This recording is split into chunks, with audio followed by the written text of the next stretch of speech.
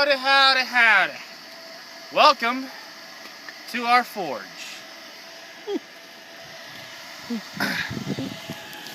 Fire. I am Hunter. Joe is on the camera behind you right now. I don't know if you can see me. Probably can't. You're fat. But this is the new addition to the channel.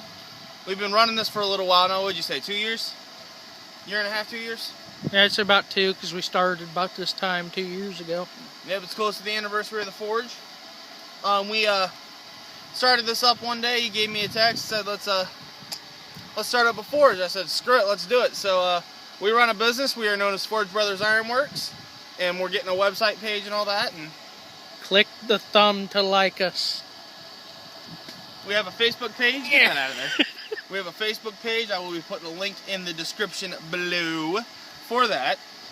What we do is we make knives and decorative lawn pieces and stuff out of iron and steel and metal and oh my, that was really gay. Yeah. But let me give you a quick tour real quick. No offense to the homosexuals. We're not homophobic or anything. It's just I like vagina. He worries me sometimes. Let's give you a quick tour. Come on, Joe. Whee!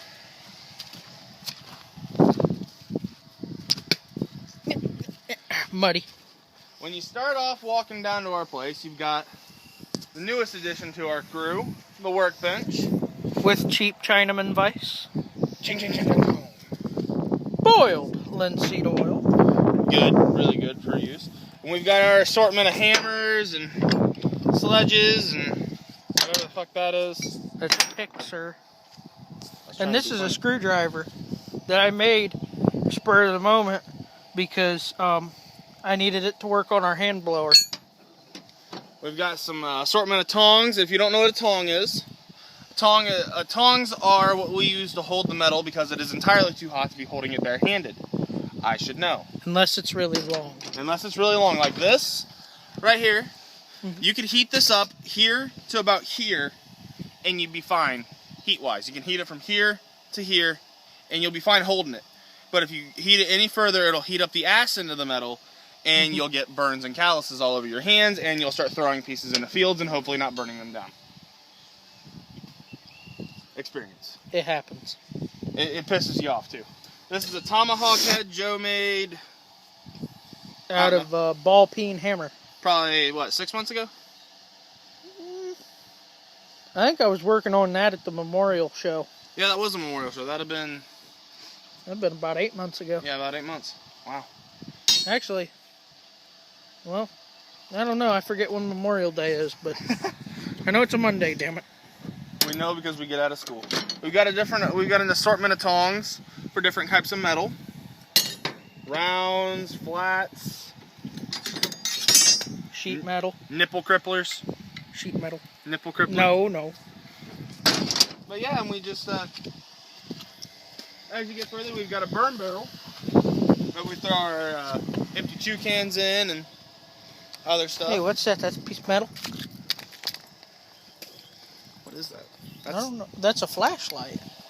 That's an old flashlight. We can use that. The true test of a blacksmith. If you find a piece of metal and you can make it into something, you're probably a blacksmith. Yep. We've got our anvils. This one does not have a name yet.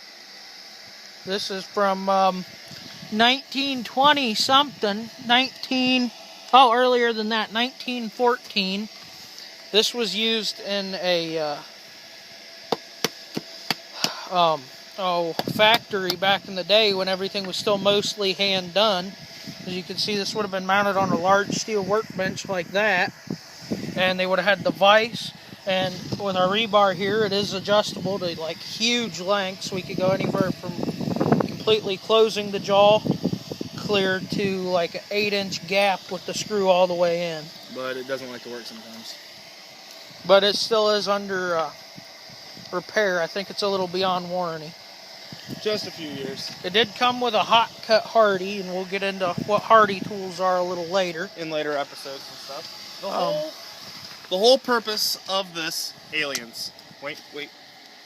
aliens. No, the whole purpose of us doing this is to teach you guys, any aspiring smiths and anything else out there who want to get into this, what it is to be a blacksmith. And it's not just, oh, I'm gonna go make a knife. No, there's a ton of metalwork and science and what's called metallurgy, and you've got to understand so many concepts, and we're gonna help you understand all those concepts in a long span of videos. Also note that if you're strictly making knives, you're actually a bladesmith, not a blacksmith. Blacksmiths back in the day made just about everything. Spoons, pans, knives, woodworking tools. They made a lot of their own tools, as well as decorative things like bed rails and fences and all those old things you hear called wrought iron.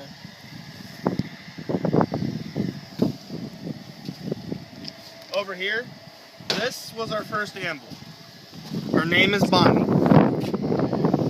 She has since been retired. She's just too small for our work, but we keep her around because it reminds us from our start. This was a $20 anvil at Harbor Freight for $15. Notice it's a central forge. The hardy hole here, the little square hole. We actually had to make our own tool because Harbor Freight does not carry anything, and the main thing we use is hot cut hardies. This is also known as, by what I call, the glory hole. It's kind of weird. This is a micro forge we built out of an old Kohler oil pan. And here's our pride and joy. This is a huge, huge champion It's our forge. Given to us by Richard Hall. And It ain't near ready. we are trying to do something new today. We got an old ball bearing also out of a Kohler that we are trying to heat up enough to beat the inner workings out of, to use the outer ring and, well, a knife.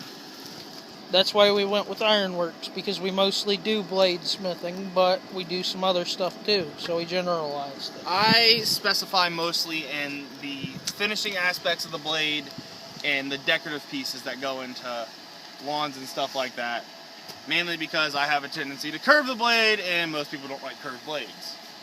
Well, most people do like curved blades. They don't like one that damn near comes back and stabs your hand. It works.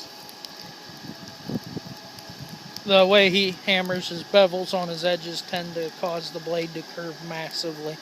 It's a learning process. It really is. Yeah, we're still learning. Our stuff we make is really cheap. We barely manage to break even because we're still learning. But anyway, you can learn with us, by God. Say My hi, little Sam. brother. We hope one day he will take in the family business. Is that a nutty bar in your pocket? I do like me some nutty bars. Send us nutty bars in the mail. Please. He's fat. I am 195.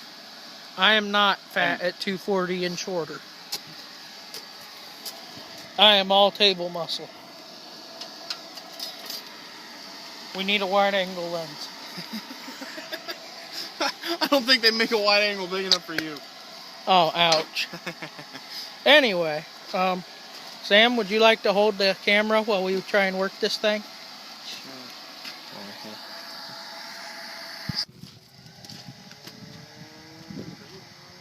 How you doing? Alright, so the ball bearing. We got the outer casing off, we got it cut, we got it flattened out. Now we get to really flatten it out. What's the other one? We gotta get that one popped before we do anything else. Get it popped. Get the other one popped off. Get it cut out and get the balls out. No, we'll mess with this right now. Oh, okay. What we're going to do is called a hammer team. Well, one guy holds the piece really thoroughly over the anvil. The other guy's going to take a heavy hammer and bust the shit out of it. Because what we want to do is flatten it so that that ribbon there is no more. So while Hunter picks out his pair of tongs, I'm going to walk over here and get the heavy mallet. This is our mallet. It's also a split and maul. It was originally a sledgehammer, hammered out, shaved up into a split and maul. Works good. I just hope the handle holds up. Good for you. Good for me. So because we're going to be pounding hard, we're going to want to get everything around the anvil off, with the exception of our Hardy tool because it's kind of hooked up in there. You don't want stuff falling like that or that. You don't want it falling on your foot, especially not a 5-pound sledge, because that shit hurts. That's why we wear steel boots. Alright, get that bitch in heat. Oh, yeah, heat. Kind of hard to work at when it's cold. Yep. Now, while we are waiting for this to heat up, I'm going to let Joe describe what he is doing right now. Okay, pretend that pair of tongs is the metal being held on the anvil. What I'm going to do is when he has a good heat, I'm going to stand here and boom, boom, boom, boom.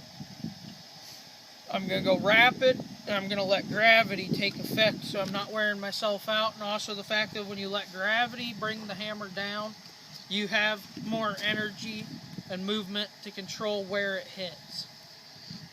So that's what we're going to do. And make sure you always prep the face of the anvil. It's one thing you definitely want. You don't want the wear and tear on the anvil, or you'll get what happened to Bonnie. Here, bring Bonnie over here real quick. You'll get what happened to Bonnie, and I don't know if you can see this or not, but there's a bunch of nicks and scratches and stuff, which are bound to happen, but if you don't prep it, you'll get these rust pockets. And when those heat up, they explode and hit you in the face or in the arms. And trust me, you do not want to get a slag pocket to the face. Because that is 1,500 degree metal hitting you in the face. It hurts. A lot. I got hit right here one time, and I looked like a fucking Indian person with a bindi right there for like, what, a month? Yeah. I think we're about ready on that end. Yeah, I'd say so. And we'd like to add a full disclaimer that we are not racist, and if we offended you, we do apologize.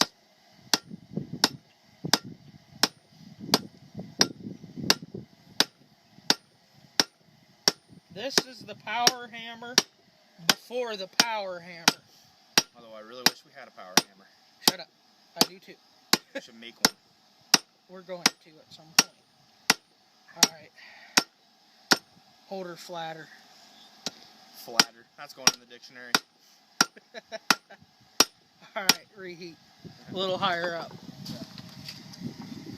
So that was a prime example of what we were doing. And for the life of me, I'm having a brain fart and cannot remember the name. Even though I just said it. Terrible. We'll just call it gravity. We're going to make it flatter. Flatter. Now for y'all that can't see all that well, this is about a 9-pound head and about a 1.5 foot long handle. And it worked pretty damn well. And it's also really good for throwing. No, no, no.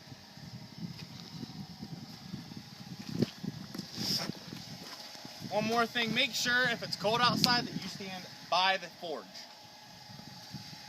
Because it is nice and warm over here.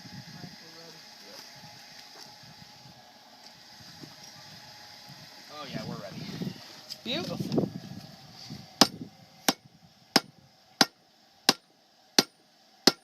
Oh, I'm caught.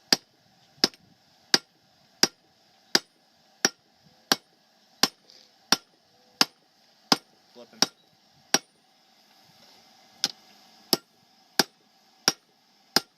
Now, we like to brush the metal we're working off every 2 heats, because what happens is slag builds up, and that's all those fine gray flakes, and then they get embedded in the metal and just look like shit.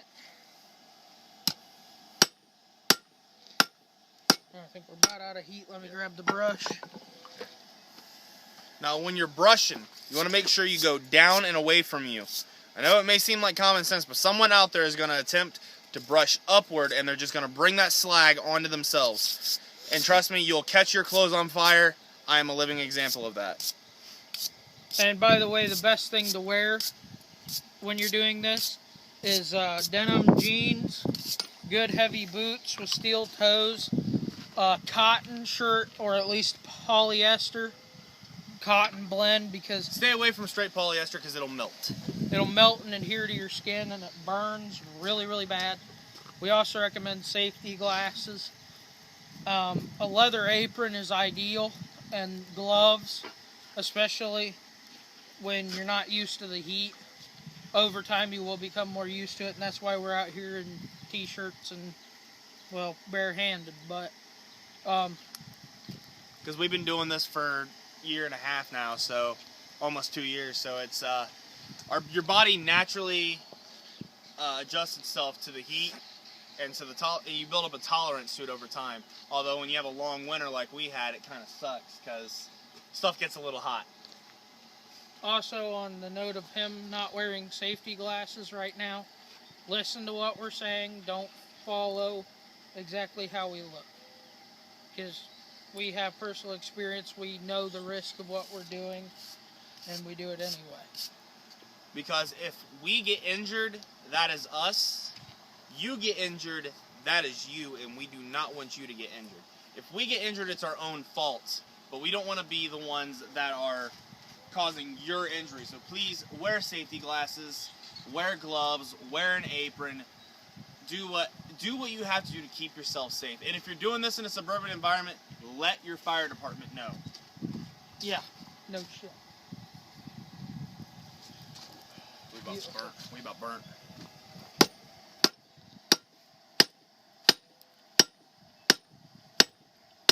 I'm gonna flip it on its side. It needs to get straightened out. Now, as you notice, I'm turning the metal every few hits and moving it forward and backwards so that he doesn't have to move the hammer to hit, and we're balancing out the the blows so that the metal doesn't buckle or get stress cracks or break, because you don't want that to happen when you're working. Alright, heat right in there where you see the groove where it's scaled. Yeah. And then once we hit that, we'll probably flip it around. I need to get those slag buckets out of there. Look at that. Yeah. Alright, hang on. Come here real quick. Look, if you look right in here, I don't know if you can see it or not, but there are little bubbles forming underneath of the slag. What that is that's known as a slag pocket, and what that is the heat is causing that metal to blister. And if you hit one of those, they explode. So be careful. Just getting more coal from the fire.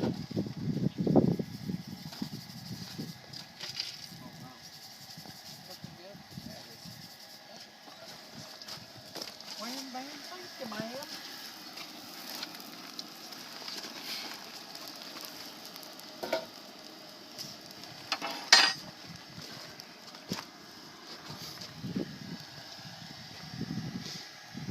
Now, Joe, go over some of the tongs real quick while we're waiting for the heat, starting with this one that we're using. Alright, what we're using here is a pair of flat build tongs, or just flat tongs.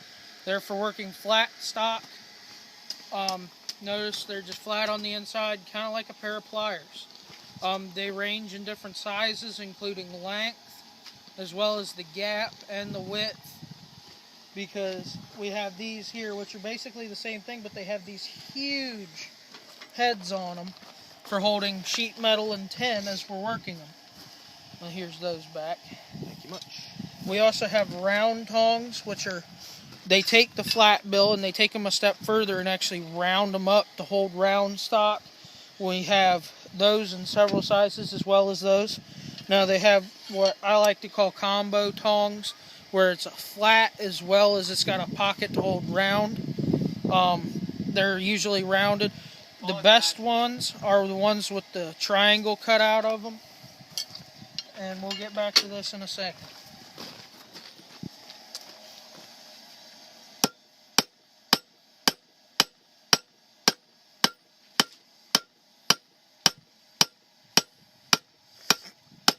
I know a lot of you are thinking, why is it taking so long? But forging and blacksmithing is not a fast process. It is very repetitive, very tedious, and when you think it's done, it can always go in for a couple more heats. But Just remember that.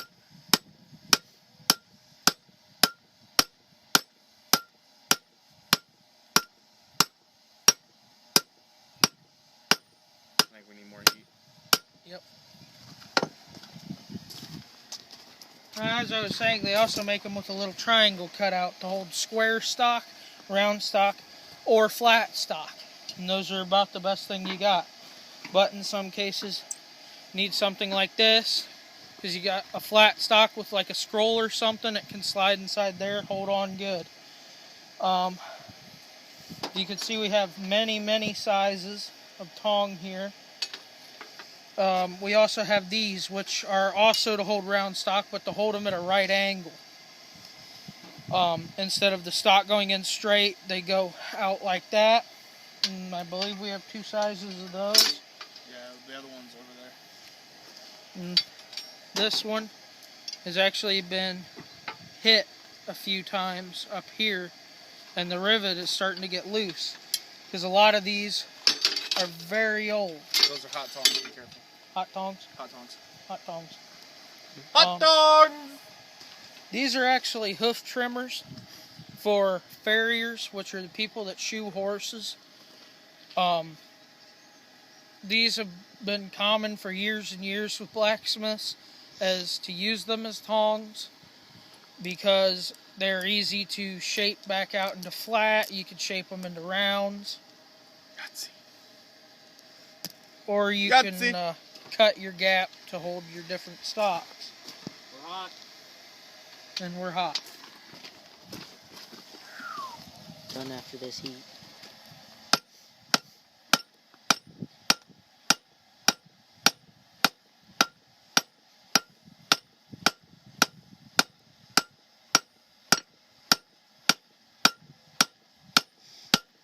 Flip.